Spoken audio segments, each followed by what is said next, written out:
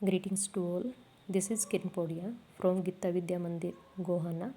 Today we are going to discuss lesson number 2, economics. And today we discuss how the goods and service are produced in different sectors. There are some example to understand this process. How do we count the various goods and service and know the total production in each sector? देखो हम कैसे अलग अलग वस्तुओं का और सेवाओं का उत्पादन करते हैं, कैसे फिर हम ये आइडिया लगाते हैं कि कुल उत्पादन किस क्षेत्र में कितना है, ये हम यहाँ आज रीड करेंगे. With so many thousands of goods and service produced, you might think this an impossible task. Not only for the task be enormous, you might also wonder how they add up cars and computers and nails and furnitures. ये सारे क्या हैं, example हैं जिनको हम यहाँ पर study करेंगे. डिफरेंट टाइप की, ये तो एक या दो एग्जाम्पल से नहीं, बहुत सारी वस्तुएं होती हैं जो डेली रूटीन में हम यूज करते हैं. तो you are might in thinking so, आप कुछ सोच रहे होंगे. To get around this problems, economics suggests that the values of goods and service should be used rather than adding up the actual number. यानी हम बहुत सारी वस्तुएं देखते हैं, जैसे कि हमारे अर्थशास्त्री हैं, वो अपने सुझाव देते हैं कि जो वस्तु है उसकी वैल्यू क्या होगी या फिर क्या होनी चाहिए और वास्तव में क्या होती है. यहाँ पर एग्जाम्पल लिया है वीट का कि 10,000 kg है वीट और एक की कितनी कीमत है पर केजी, 8 रुपये के हिसाब से वो बेची जाती हैं 80,000 रुपये में. The value of the coconut, जो कोकोनट हैं वो पर कोकोनट कितने हैं, 10 रुपये के हिसाब से बेचे जाएंगे. 500 हैं तो ये 50,000 के बनेंगे. इस प्रकार से डिफरेंट गुड्स हम देख सकते हैं, उनकी पीस के हिसाब से वैल्यू और टोटल वैल्यू निकाल सकते हैं. इसी प्रकार से गुड्स एंड जो सर्विस होती है तीनों सेक्टर में, उनको हम कैलकुलेट करते हैं. यहाँ पर एक एग्जाम्पल लिया गया है, इसके लिए कुछ प्रिकॉशंस दी गई हैं, वो हमें रिमाइंड रखनी है कि कोई भी वस्तु जो प्रोड्यूस करते हैं और फिर उसको क्या करते हैं, सेल्स की हमें क्या ज़रूरत होती है. It makes sense only to include the final goods service. अब फाइनल गुड्स सर्विस क्या होती है, a goods which are ready for use of consumer, जिसका लास्ट में हम उपभोग करते हैं उसको हम फाइनल गुड्स कहते हैं, अंतिम वस्तु या सेवा. जो फाइनल गुड्स होती है अंतिम वस्तु भी कहलाती हैं. यहाँ एग्जाम्पल लिया है, जैसे कि एक फार्मर होता है, वो अपनी वीट को सेल करता है, किसको, फ्लोर मिल को, आटा चक्की को. इसकी गेहूँ कितने के हिसाब से बिके थे किसान के, 8 रुपये पर केजी. तो जो मिल ने उसको ख़रीदा तो उसको क्या मिले, ज़्यादा में मिलेंगे वो. और जो बिस्किट कंपनी वहाँ से ख़रीद रही है फिर आटे को, वो 10 रुपये पर केजी के हिसाब से उसको ख़रीद रही है. तो जो बिस्किट है, company use the floor and thing. अब जो आप नॉर्मली देखते हो बिस्किट में कोकोनट भी होते हैं, काजू बादाम भी होते हैं, शुगर भी होती है, ऑयल भी होता है एंड मिल्क भी मिलाया जाता है, तो उसकी प्राइस क्या हो जाएंगे, इंक्रीज़. तो इस प्रकार से 4 पैकेट 60 रुपये के, पर पैकेट 15 रुपीज़ के हिसाब से वो मार्केट में सप्लाई मतलब बिक रहा है.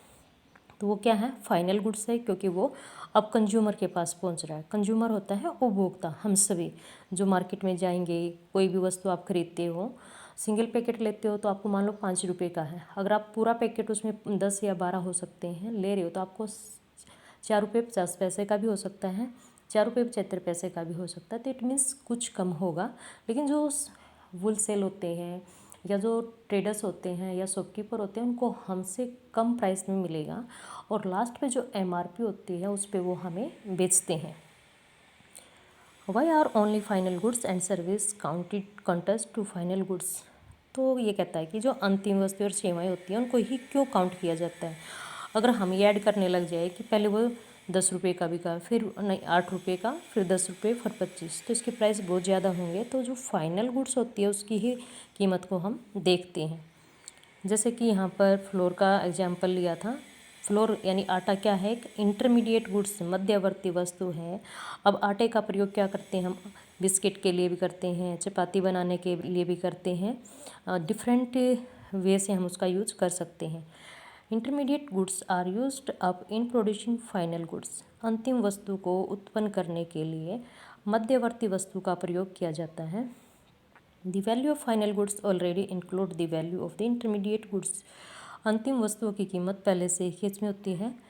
फाइनल गुड्स जो होती हैं हमारी, उनकी कीमत में अंतिम वस्तुएं जब वो होती हैं उसमें इंक्लूड होती हैं मध्यवर्ती वस्तुओं की कीमत। That are use in market the goods, जब मार्केट में आती हैं ये सप्लाई होकर। तो जैसे कि बिस्किट की कीमत 60 रुपये, यानी 4 पैकेट की कीमत 60 रुपये थी, एक पैकेट की कीमत 15 रुपये थी। जबकि फ्लोर आटे की कीमत कितनी थी 10, और व्हीट की प्राइस कितने थे 8 रुपीज़। तो इट मीन्स वो स्टेप वाइज इंक्रीज हो जाती है। Similarly value of all other intermediate goods would have been included. कोई भी वस्तु है, चाहे आप कपड़े, जूते, बुक्स कुछ भी खरीदते हैं तो वो इसमें इंक्लूड रहती है। To count the value of flour and wheat separately is therefore not correct. अगर हम जैसे फर्स्टली मैंने आपको बताया 8 रुपये वेट के प्राइस थे, फ्लोर की प्राइस 10 रुपये, और जब बिस्किट बनता है तो 15 रुपीज़। आप इसको अलग अलग स्टेप पे ऐड करोगे तो इट मीन्स 35, 25 एंड 33 इसके प्राइस बनेंगे, बट दैट इज़ रॉन्ग। जो प्रोसेस से इसकी अंतिम कीमत बन के आई 15 रुपये, वही आपको मार्केट में मिलेगी। तो वो डबलिंग काउंटिंग हो जाएगी एक वस्तु की। इससे बचने के लिए ऐसा किया जाता है। फर्स्ट क्या आता है वेट, फिर फ्लोर, फाइनल क्या होती है वो वस्तु। बिस्किट के रूप में भी हो सकती है, चपाती, डबल रोटी, किसी भी रूप में आप खरीदोगे तो उसी में उसको काउंट किया जाएगा। The value of final goods and service produced in each sector during a particular year provide the total production of the sector for that year। जो एक साल में हमने टोटल उत्पादन किया वस्तुओं और सेवाओं का, ठीक है, उनकी कीमत मार्केट में क्या थी। And the sum of production in 3 sectors give what is called gross domestic production. तीनों सेक्टर को इसमें इंक्लूड किया जाएगा। एक साल में हमने कितनी वस्तुओं और सेवाओं का उत्पादन किया, मार्केट में उनकी कीमत क्या थी, इसको हम जीडीपी बोलते हैं। It is the value of final goods and service produced with in a country during a particular year. एक विशेष लेखा वर्ष में जो वस्तु और सेवाएं हमने उत्पन्न की, यही हमारी क्या होती है जीडीपी। जीडीपी जितना हायर होगी तो वो देश उतना ही डेवलप्ड होगा, जितनी नीचे की तरफ होगी उतना ही कम। In India the main most task of measuring GDP is undertaken by a central government ministry के अंडर में होता है जो जीडीपी को मेजरमेंट करते हैं। This ministry with the help of various government department of all the Indian state union territories collect information relating to total volume of goods service and their price and then estimate the GDP. तो इसमें अलग अलग department होते हैं, फिर state wise उसकी calculation की जाती है।